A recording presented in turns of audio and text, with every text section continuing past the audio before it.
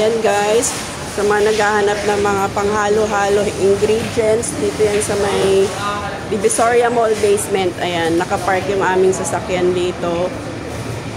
Murang-mura dito guys. Yung price nila kahit isa lang, pang wholesale price. Ito yung pangalan ng kanilang FB. At saka may number. Ito, tulad ng mga ganito, ito yung mga price list nila. Paki-screenshot nyo na lang.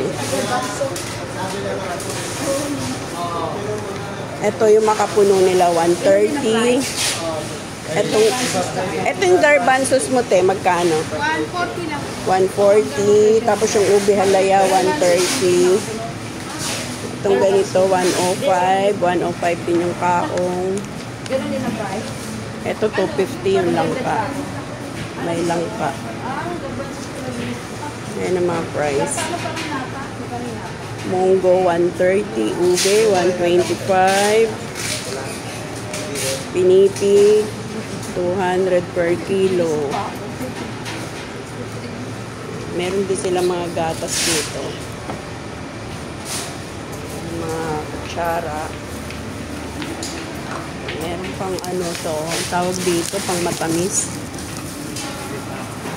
Ito, pang ginagawang pang arnibal tumis, no? Apo, So, magkano yung ganyan? Ito, isang ganito, 1 kilo na to. Ay, sa akin ba? Open din ba kayo pag, Sunday nga pala, di ba? Half day lang kayo pag Sunday. Ayan, pag gusto niyo mag-order, tawag lang kayo dyan, no? Pag sa mga grocery, sa mga anumal yan, dito mura lang. Dito lang yan. Doon ako namimili ng candy sa dulo noon.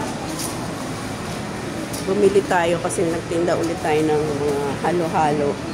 Tsaka fruits halo-halo.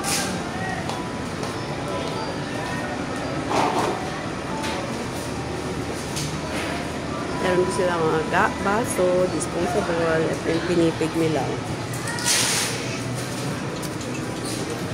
Laman.